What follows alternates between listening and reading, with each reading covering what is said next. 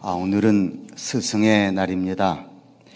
참 삼회교회 이렇게 스승의 날을 지킬 수 있어서, 스승의 주의를 지킬 수 있어서 정말 감사한 생각이 듭니다.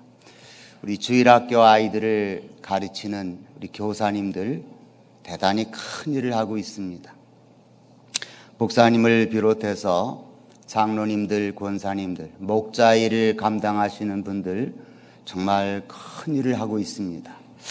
요즘 교육계에서는 스승의 날을 없애는 법을 스승의 날을 없애자고 그런 얘기들이 돌고 있습니다.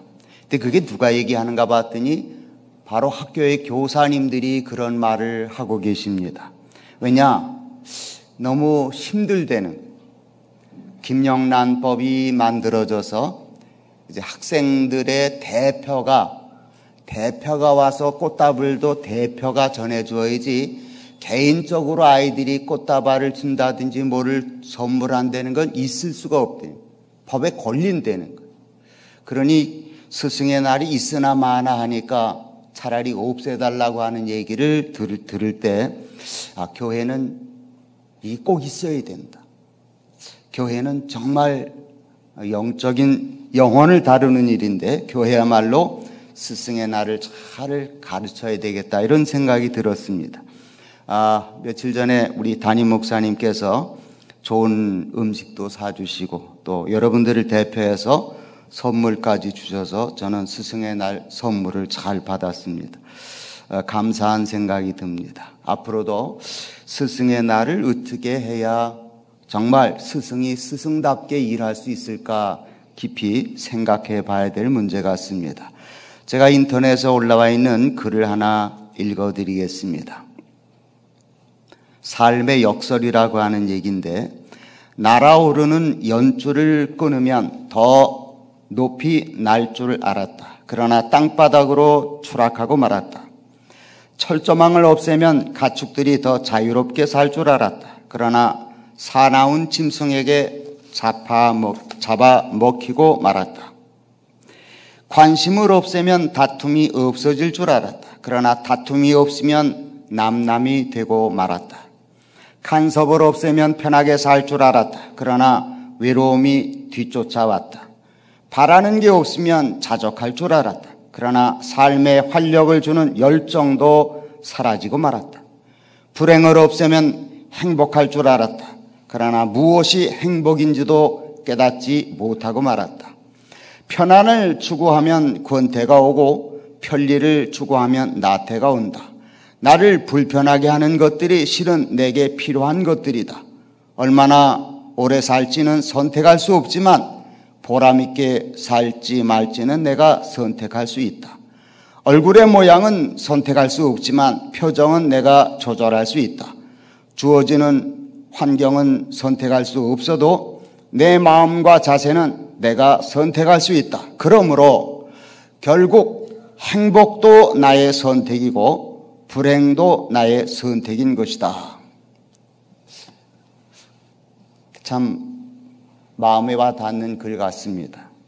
하나님은 만남을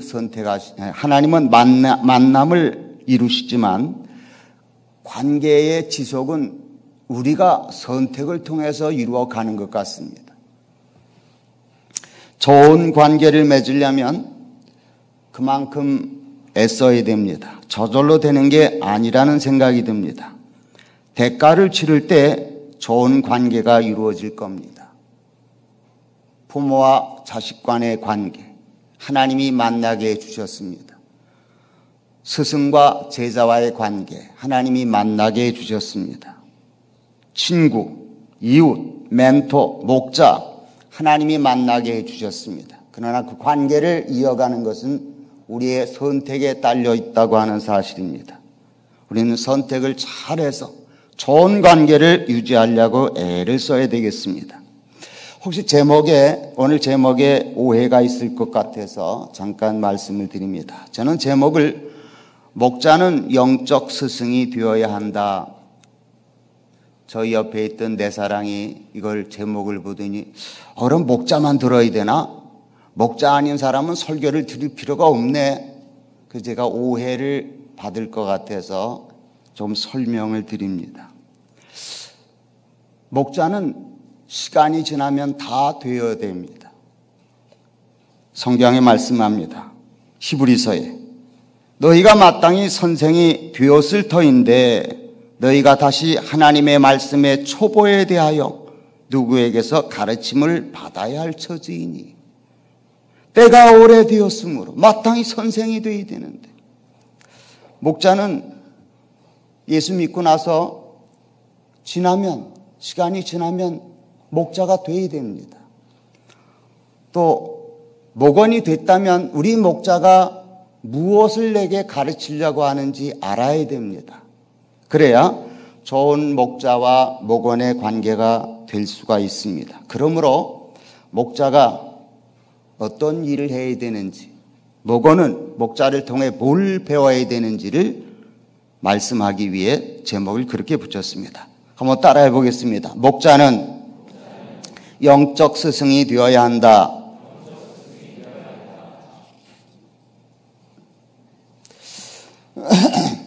성경에 보면은 예수님만이 우리의 유일한 스승이라고 성경은 가르쳐 주고 계십니다. 특별히 본문에 보니까 예수님께서 이 땅에 내리셨다가 올라가셨다고 하는 말씀을 하고 있습니다. 9절에 보니까 올라가셨다 하였은즉 땅 아래 낮은 곳으로 내리셨던 것이 아니면 무엇이냐. 내리셨던 그가 곧 모든 하늘 위에 오르신 자니 이는 만물을 충만하게 하려 하심이라. 누구를 말하죠? 예수님을 말합니다. 왜 그분이 이 땅에 오셨죠? 하나님의 아들인데도 불구하고 하나님을 우리에게 보여주기 위해 진짜 인간의 회복한 모습, 원래의 인간의 모습을 보여주기 위해 하나님은 하나뿐이 없는 자기의 외아들 독생자 예수님을 이 땅에 보내신 겁니다. 예수님을 잘 알아야 됩니다. 예수님을 잘 배워야 됩니다. 아니 예수님을 닮아야 됩니다. 예수 그리스도의 말로 유일한 스승이 되기 때문입니다.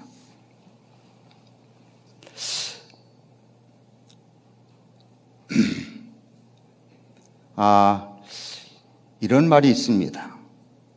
한번 따라해 보겠습니다. 하나님의 비밀은 예수 그리스도이시다. 예수 그리스도의 비밀은 교회이다.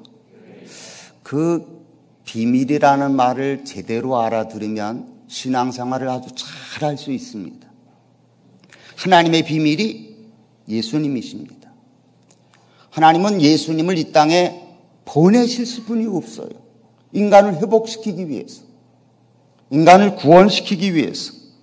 그래서 성경은 이렇게 말합니다. 골로새에 보니까 하나님의 비밀인 그리스도를 깨달아 알려 함이니 그 안에는 지혜와 지식의 모든 보화가 감추어 있느니라. 여러분 예수님을 알려고 애쓰시기 바랍니다. 예수님을 배우시기 바랍니다. 그분 안에 모든 보화, 모든 보물이 감추어져 있대. 근데 세상 사람들은 예수를 보지를 못합니다. 교회를 다녀도 예수를 보지를 못합니다. 예수 안에 있는 그 엄청난 보화와 보물을 본 사람은 예수 안에서 진짜 만족을 누립니다. 기쁨을 누립니다. 예수님이 우리의 유일한 스승인 줄 알고 그분을 통해 받아야 됩니다. 배워야 됩니다. 닮아가야 됩니다. 신앙생활을 잘하는 비결이 뭐냐? 예수를 알아가는 겁니다. 그 베드로 사도는 늘 말하죠. 그리스도를 아는 지식 가운데서 자라가라. 처음에 교회에 처음 나온 분들은 예수님 누군지 잘 모릅니다. 알 수가 없죠. 그러다가 성경을 읽고 목자를 통해 또 배우고 한참 지나가면서 예수님을 알기 시작합니다. 제대로 알아야 됩니다. 깊이 알아야 됩니다. 엄청난 보화와 보물이 예수 안에 감춰져 있기 때문입니다. 이 세상에 타락한 수많은 사람들은 자기들의 스승들을 만들어 놓습니다. 성경에 이미 예언해 놨죠. 때가 이르니 사람이 바른 교훈을 받지 아니하며 귀가 가리워서 자기의 사욕을 따를 스승을 많이 두고, 어떤 분들은 집에 가보면은 자격증을 왜 그렇게 많이 따놨는지 자랑하고 싶어서, 어디 가서 뭐 배웠습니다, 이거 뭐 배웠습니다. 요즘 자격증 따는 시대 같아요. 스승들이 그만큼 많아졌다는 표시입니다. 진정한 스승이 누군지를 모르다 보니까 사욕을 쫓을 스승들을 많이 만들어놨어요.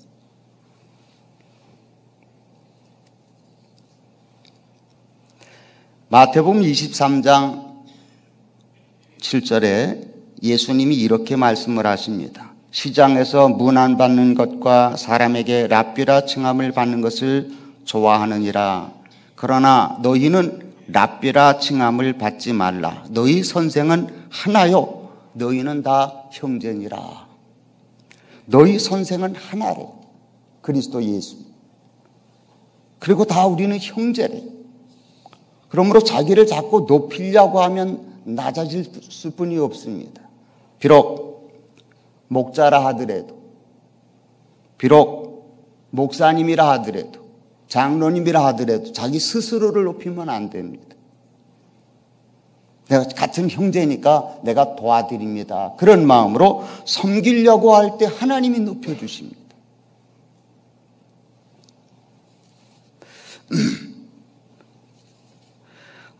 주님은 유일한 스승이시고요. 그리고 주님을 통해서 우리는 충만한 은혜를 받을 수 있습니다. 근데 이 예수님께서 혼자 다 하시는 게 아니라는 거예요.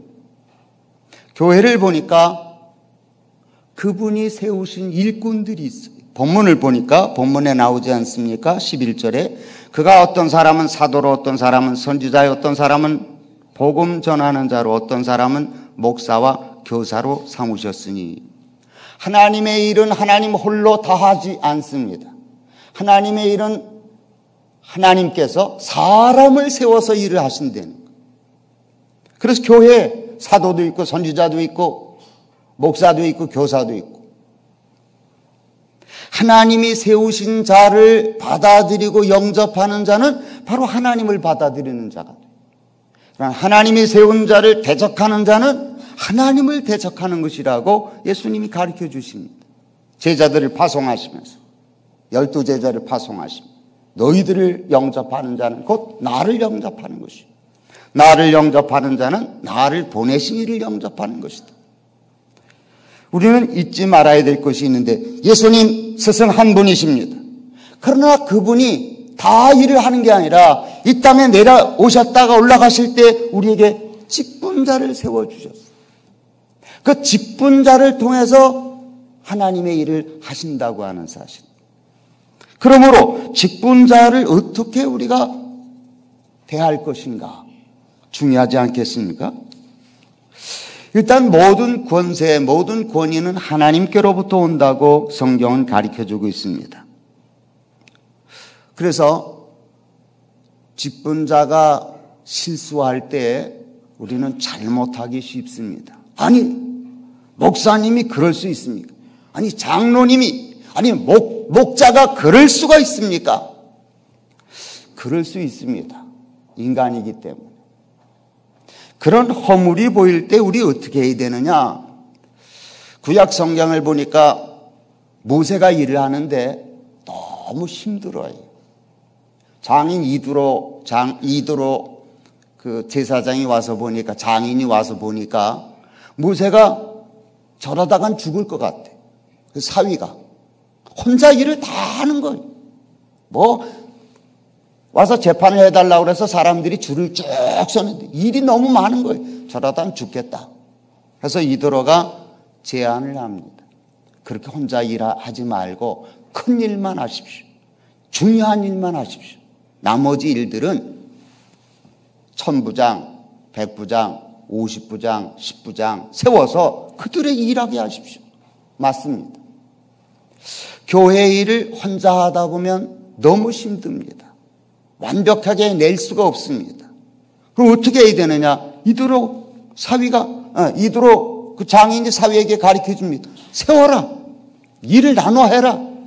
그래서 모세가 하나님이 주시는 지혜인 줄 알고 장인의 말을 듣고 정말 1000부장, 100부장, 50부장, 10부장을 세웠어요. 일이 잘 진행이 됩니다. 여러분이 우리에게 세워주신 지도자가, 영적인 목자가 뭐가 좀 실수하는 것 같다, 잘못하는 것 같다, 대항하지 마세요. 절대로 싸우려고 하지 마세요.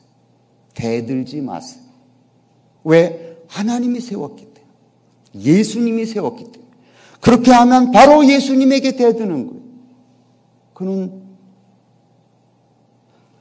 하나님의 진노를 자처할 수 있는 아주 위험한 일입니다. 그럼 어떻게 합니까? 앞장서서 일을 하세요. 50부장이 되고 10부장이 되고 100부장이 되고 그분을 위해 1000부장이 되십시오. 그게 바로 하나님 나라 일을 하는 거예요. 그게 바로 하나님의 영광을 위한 것입니다. 이 진리를 모르면 아주 신앙생활하기가 힘들고 어렵게 된다고 하는 사실입니다. 하나님의 일을 위해서 지도자는 한 분 예수님이십니다. 그런데 그분이 세운 하나님의 일꾼들, 종들이 있습니다. 사람들을 세워서 일을 시키기 때문에 그분들의 일을 돕는 것이 주님을 돕는 것이라고 하는 사실을 잊으면 안 됩니다. 어떻게 도와야 됩니까? 성경은 우리에게 가르칩니다. 순종하고 복종하라. 너희를 인도하는 자들에게 순종하고 복종하라. 그들은 너희 영혼을 위하여 경성하기를 자신들이 청산할 자인 것 같이 하느니라. 한번 따라해 보겠습니다. 순종하고 복종하라. 또 뭐가 있을까요? 겸손으로 허리를 동이라. 젊은 자들 아이와 같이 장로들에게 순종하고 다 서로 겸손으로 허리를 동이라. 하나님은 교만한 자를 대적하시되 겸손한 자들에게 은혜를 주시느니라. 또 뭐가 있죠? 정말 세워준 지도자들, 영적 지도자들을 내가 도와서 하나님 나라를 건설하고자 하는 마음이 있다면 복종하고 순종하고 겸손으로 허리를 동이고 좋은 것을 함께 해라고 합니다. 좋은 것을 함께 해라. 가르침을 받는 자는 말씀을 가르치는 자와 모든 좋은 것을 함께 하라.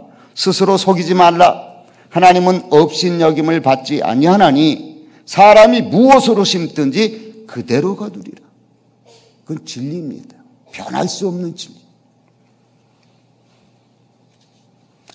더더욱 성경은 이렇게 가르쳐줍니다.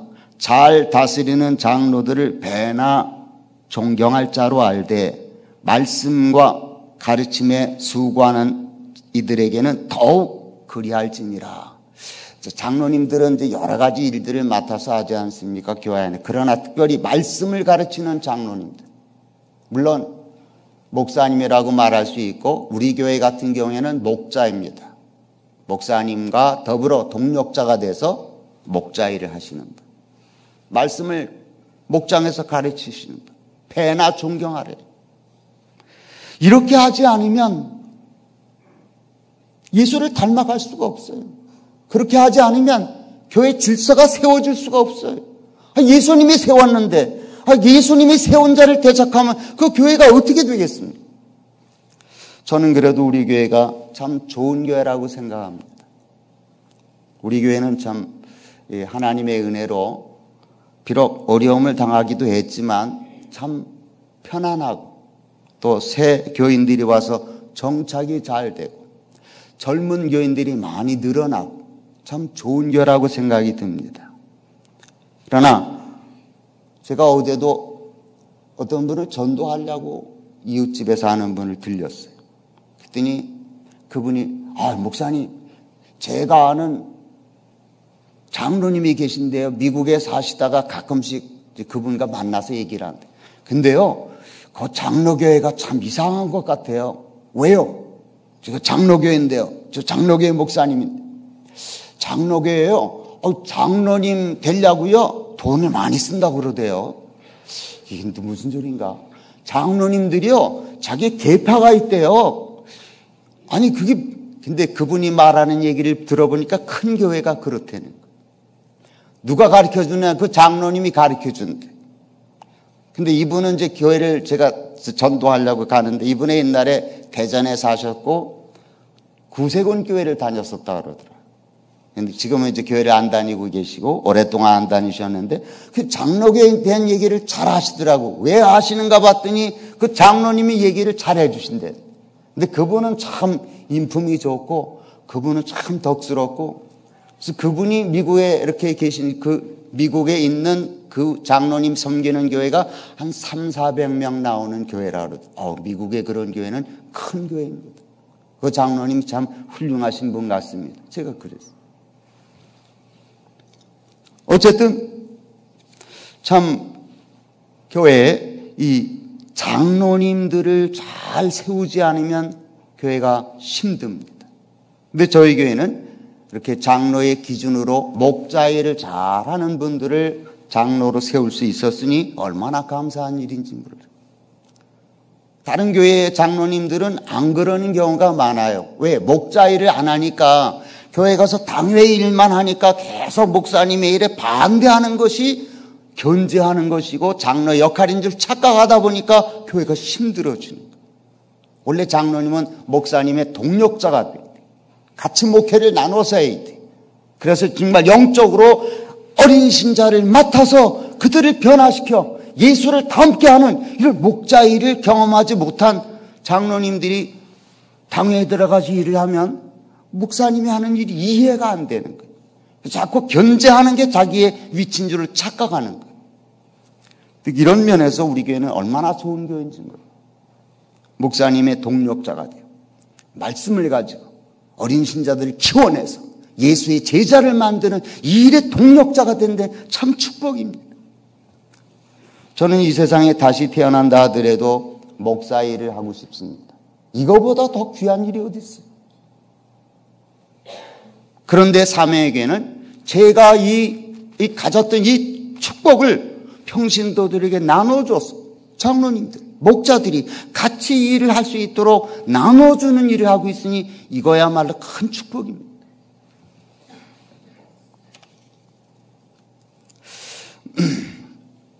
목자는 사람이 변화되는 것을 볼 수 있어야 합니다. 우리나라는 옛날부터 유교가 조선시대 유교가 지배하던 나라였기 때문에 유교 사회에서는 이런 말이 있습니다. 사람은 죽을 때까지 안 변해. 근데 이 말은 진리가 아닙니다. 근데 유교 사회의 뿌리를 받고 있는 우리들은 이게 진리인 줄 압니다. 그래서 우리 그런 문화를 갖고 있는 우리들은 참 이게 융화가 잘 안 됩니다. 뿐만 아니라 교회 안에서도 자꾸 이렇게 선을 갈라놓고 금을 갈라놓고 이게 잘 조화되기가 쉽지 않습니다. 진리가 아닌데, 사탄이 갖다 준 말인데 그 진리처럼 성경처럼 그걸 받아들이고 있어요. 목자들은 이것을 바꾸어 놓는 것을 경험할 수 있어야 됩니다. 목자는 정말 사람을 내가 조금 섬겼더니, 말씀 가지고 섬겼더니 하나님이 중생을 시키더라. 내가 조금 섬겼더니 옛사람을 벗고 새사람을 입더라. 이 경험을, 이게 어디서 이런 경험을 할 수가 있겠어요?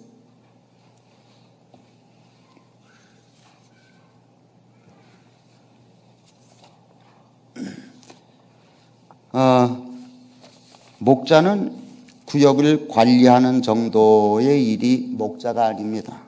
사실 목자는 담임 목사의 동력자가 돼서 목장의 목원들을 예수 제자로 바꿔놓는 게 목자가 하는 일입니다. 저는 이제 목자가 뭘 해야 좋을까를 말씀드리고 싶습니다. 저도 목회를 이제 한 30년 가까이 하다가 이제 원로가 됐습니다만은, 이제 은퇴한 지 8년째가 벌써 됩니다. 이렇게 인도를 다니고 또 필리핀을 갔다 오고 외국을 많이 가다 보니까 야, 목사 혼자 일하는 게 아니다. 동력자들이 얼마나 중요한가. 그런데 내가 동력자로 세우는 목자가 뭘 해야 좋을지를 제대로 가르친 적이 없는 것 같아요. 그래서 수료를 마치고 훈련을 마치고 목자를 세워놨을 뿐이지 목자가 뭘 해야 좋은지를 제대로 못 가르쳤다 생각이 들어요. 아, 이제라도 늦지 않았다. 목자가 목자다워야 교회가 교회답고 담임 목사님이 진짜 일을 바로 할 수 있는데 내가 목자가 뭘 해야 좋을지를 제대로 못 가르쳤구나. 그래서 지금 사실은 후회하는 마음으로 지금이라도 늦지 않았으니 제목이라도 알려줘 봐야 되겠다. 그런 생각으로 말씀을 드립니다. 여러분, 목자가 뭘 해야 됩니까? 목자는 참 중요합니다. 목사님이 어떻게 일일이 성도들을 다 관리하겠어요? 어림도 없어요. 제가 목회해 봤습니다만 저도 장로님들하고 관계가 있었지 목원들하고는 신방 때나 1년에 한 번이나 2번 정도 관계를 하지 어떻게 관계를 하겠어요? 목자가 이렇게 중요한 거예요. 목자는 목사님이 하시던 일을 대신 맡아서 해야 되는 거예요. 근데 목자가 뭘 해야 좋을지 이거를 가르쳐주지 못했던 나의 잘못이 있구나 생각이 들었습니다. 한번 따라해 보겠습니다. 목자는 영적 부모의 역할을 할 수 있어야 한다. 제가 중요하다 싶어서 주보에다가 이렇게 실어놨습니다. 주보에 보면 목장 교환해가지고 큰 3번 직분자는 주님이 세운 목적을 이루어야 합니다. 그래서 3가지 목적이 있습니다. 목자가 담임 목사를 도와 함께 이루어야 합니다. 거기 가로 1번에 보니까 영적 부모의 역할을 할 수 있어야 합니다. 맞아요. 영적 부모의 역할을 할 수 있어야 합니다. 자, 요거 전에 거기 보니까 3가지 목적이 있습니다. 3가지 목적이 뭘까요? 자, 목자가 담임 목사님을 도와서 애써야 될 3가지 목적이 있습니다. 혹시 그게 뭐라고 생각이 드십니까? 본문에 나와 있죠? 12절에 보니까 이는 성도를 온전하게 하여 봉사일을 하게 하며 그리스도의 몸을 세우려 하심이라. 첫째가 성도를 온전하게 하는 일을 해야 됩니다. 목자가. 둘째는 봉사일을 하게 해야 됩니다. 셋째는 그리스도의 몸을 세우는 일입니다. 근데 이렇게만 해가지고 목자가 그 일을 감당할 수가, 자기가 해야 될 일이 뭔지는 알아요, 일단. 성도를 온전하게 하는구나. 예수 닮게 해서 온전하게 만들어야 되는구나. 교회 그냥 뒷자리에 앉았다 가는 게 아니라 자리만 대폈다 가는 게 아니라 정말 봉사일을 해야 돼. 이게 그냥 와서 뭐 설거지하고 청소하고 이런 봉사를 말하는 게 아닙니다. 죽은 영혼을 살려내고 성령의 능력으로. 그리고 정말 그들을 눈을 뜨게 해서 어둠에서 빛으로 돌아오게 하고, 그리고 정말 사탄의 세계에서 하나님의 나라로 옮겨놓고 구원받은 그들이 하나님 나라의 기업을 이어받도록 이렇게 봉사의 일을 하도록 만들어주는, 이게 목자가 할 일입니다. 그리고 그리스도의 몸을 세우도록 해야 됩니다. 담임 목사님의 동력자라면 마땅히 이런 일을 해야 됩니다. 그럼 목자가 뭘 해야 좋을지를 모르면 거꾸로 갑니다. 성도를 온전히 하지를 못해요. 일단 자기가 온전하지 못하니까, 자기가 예수를 닮지 못하니까 교인들이 자꾸 흩습니다. 마귀 역할을 합니다. 또 어떻습니까? 봉사일을 하지를 않아요. 그냥 영적 전쟁에 실패하고 사탄에게 쓰임받는 일을 합니다. 그리스도의 몸을 세워야 되는데 교회를 찢고 나누고 내쫓고, 정말 목자 일을 잘 감당하려면 나를 세우신 주님의 목적이 뭘까 알아야 됩니다. 그리고 이제 제가 하고 싶은 말씀입니다. 영적 부모의 역할을 해야 됩니다. 어떻게 영적 부모 역할을 할 수 있을까요? 사도 바울은 영적 부모의 역할을 일단 쉽게 두 가지를 우리에게 보여주고 있습니다.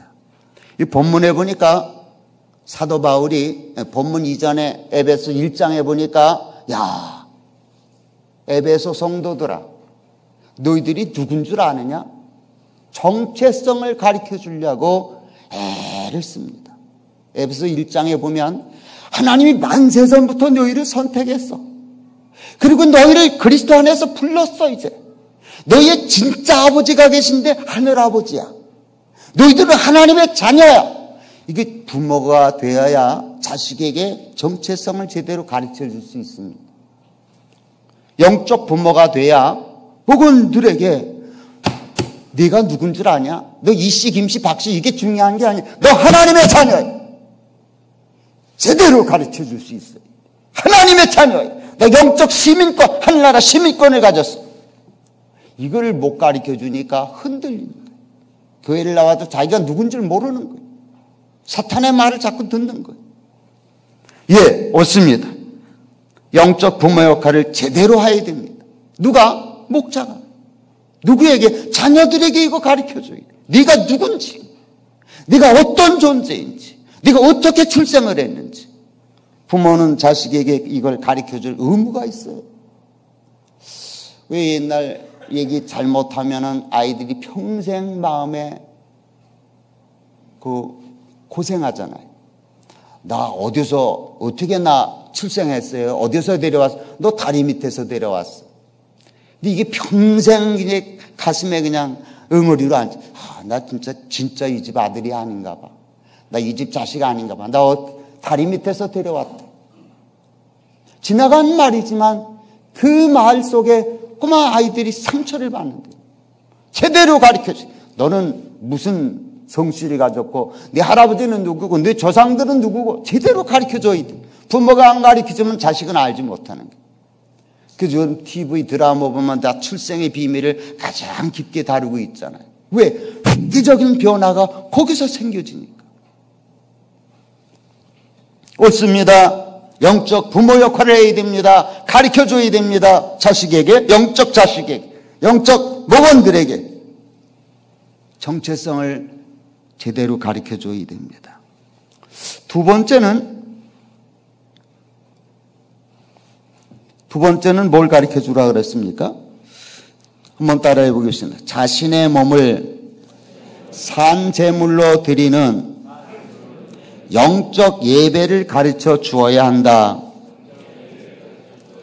좀 길었습니다. 자신이 누군지 분명히 가르쳐 줄 수 있어야 합니다. 영적 예배, 이게 뭘까요? 영적 예배를 가르쳐 줘야 됩니다.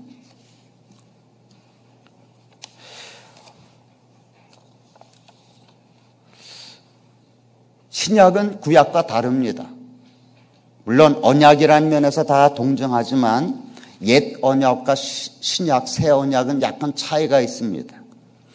옛 언약은 율법으로 정해져 있고 십계명에 기록해 놨습니다. 그러나 새 언약은 마음에다 쓰신다고 그랬어요. 마음에다 쓴 새 언약. 중요합니다. 우리는 새 언약의 일꾼이 된 것입니다. 그러므로 신약의 목자들은, 신약의 성도들은 마음을 다스리는 법을 배워야 돼요. 뭘 다스리는 법이요? 마음 다스리는. 이게 새 언약의 특징입니다. 마음을 다스릴 줄 모르면 신앙생활에 실패하는 거예요. 그래서 바울이 말하죠. 로마서 12장 2절에 그러므로 형제들아 내가 하나님의 모든 자비하심으로 너희를 권하노니 너희 몸을 하나님이 기뻐하시는 거룩한 산 제물로 드리라. 이는 너희의 드릴 영적 예배니라. 너희는 이 세대를 본받지 말고 오직 마음을 새롭게 함으로 변화를 받아 하나님의 선하시고 기뻐하시고 온전하신 뜻이 무엇인지 분별하도록 하라. 자, 이 마음을 다스리는 법을 목원들에게 가르쳐 줄 수 있어야 됩니다. 자, 열심히 11조 냈어? 주일 예배 갔다 왔어? 아이들 잘 챙겼어? 이게 다가 아니라는 거예요. 새벽 기도 갔다 왔고 잘했어. 대단하네. 이게 다가 아니라는 거예요. 마음을 다스리는 법을 가르쳐줘야 돼요. 누가요? 목자가 복원들에게. 영적 전쟁에 마음을 다스렸어? 마음을 사탄에게 뺏겼어? 마음의 변화를 받아 하나님의 선하시고 기뻐하시고 온전하신 뜻이 무엇인지를 분별해서 거기에 날마다 자기를 산재물 드릴 수 있도록 해야 돼요. 여러분, 이 말이 너무 중요한 말입니다. 특별히 에베소서 4장, 5장 가정에 대한 얘기를 하지 않습니까? 그리고 나서 에베소 6장에 가면은 영적 전쟁을 가리켜요. 영적 전쟁. 그래서 전신갑주를 입고 싸워라. 바울은 우리에게 가정의 얘기, 이게 저절로 되는 게 아니라는 거예요. 부모와 자식 간의 관계, 부부와 남편과 아내와의 관계, 저절로 되는 게 아니래. 영적 전쟁에 승리해야 가정이 가정다워진다는 거예요. 근데 이걸 잘 몰라요. 저절로 되는 줄 알아요. 예, 영적 전쟁하는 것을 가르쳐 줄 수 있어야 합니다. 그리고 영혼 구원하는 영적 전쟁을 가르치고 보여주어야 합니다. 마음을 다스리는 법을 가르쳐주고, 세 번째는 영혼 구원하는 영적 전쟁하는 법을 가르쳐줘야 됩니다. 조금 전에 말씀했듯이 에베소서 6장은 에베소서 5장 다음에 나오는 얘기입니다. 에베소 5장에 부부의 도리, 부모와 자식의 도리, 또 조언과 상전의 도리를 얘기했는데 그게 끝난 게 아니래. 6장에 가서 전신갑주 입고 전쟁을 하지 않으면 가정 파괴돼요. 부모 자식 파괴돼요. 요즘은 부모가 자식을 버리는 경우도 많고 자식이 부모를 버리는 경우도 많습니다. 이게 뭔가 잘못 가르쳐서 그러는 것 같아요. 이익이 되는 것을 취해라. 이익만을 위해서 사는 실용주의 교육을 받다 보니까 부모가 내게 도움이 안 돼. 갖다 버리는 거예요. 그게 중요한 게 아닌데도 불구하고 잘못 배워서 그렇습니다. 영적 전쟁하는 법을 가르쳐줘야 돼. 가정, 부부지간 잘하려면 전쟁해야 돼. 무슨 전쟁? 영적 전쟁. 어떻게? 전신갑주 입고. 자식 잘 가르치려면 전쟁해야 돼. 영적 전쟁. 그걸 가르쳐줘야 됩니다. 네 번째로 바울처럼 나를 본받아라 할 수 있어야 합니다. 바울은 그렇게 얘기했습니다. 나를 본받아라. 자, 특별히 5장 1절에 보면 바울은 이렇게까지 얘기합니다. 그러므로 사랑을 받는 자녀같이 너희는 하나님을 본받는 자가 되고, 한번 따라해 보겠습니다. 하나님을 본받는 자가 되라. 이거 얼마나 어려워요. 여러분, 하나님 본받으라 하면 본받을 사람 누가 있겠어요? 하나님 본받으십시오. 그 말이나 되는 소리를 합니까? 하나님 볼 수도 없는데 어떻게 하나님을 본받아요? 어려우니까 네가 모본을 보이라는 거예요. 어려우니까 예수님을 모본으로 보내주셨고 예수를 닮게 하셨고 예수를 닮아라. 그것도 어려우니까 네가 모델이 돼줘라는 거예요. 사도 바울이 뭐라고 합니까? 나를 본받으시오. 내가 예수를 본받을 터이니. 목자가 목자 일을 하려면 모델이 돼줘야 돼. 가정생활은 이렇게 하는 거야. 부부생활을 이렇게 하는 거야. 자녀교육 이렇게 시키는 거야. 교회 섬기는 거 이렇게 하는 거야. 모델이 돼줘야 돼. 누가? 목자가. 그런 일이 꼭 성공하시기를 바랍니다. 좋은 모본을 만드시기를 바랍니다. 그 다음에 다섯 번째, 해산의 수고를 통해 그리스도의 형상을 만들어 주어야 합니다. 저절로 그리스도의 형상이 만들어지지 않습니다. 갈라디아 4장 19절에 보니까 나의 자녀들아 너희 속에 그리스도의 형상을 이루기까지 다시 너희를 위하여 해산하는 수고를 하노니. 목자님들이여, 힘들고 어려워도 해산하는 수고를 통해서 목원을 예수 제자 만드시기 바랍니다. 해산하는 거 어렵죠? 저는 우리 아들, 딸 같이 낳아봐서 압니다. 아들은 택시 안에서 낳았고 딸은 여기 10m 아파트 옆방에서 같이 붙들고 낳았습니다. 해산이 얼마나 무서운지 알아. 아우 정말 힘들어요. 저는 그냥 쫙 쥐어만 소리를. 그러다 보니까 나오더라고요. 그래서 이렇게 탯줄 자르고 그냥 했습니다. 해산의 수고 정말 힘들어요.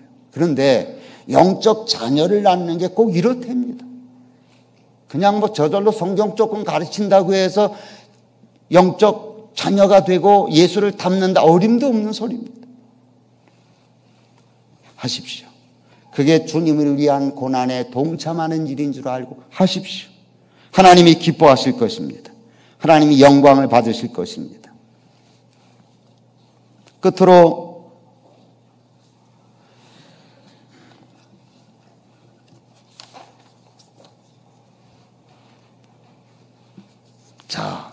이렇게 해산하는 수고를 하려면 세 가지를 꼭 해야 됩니다. 세 가지인가 네 가지인가요?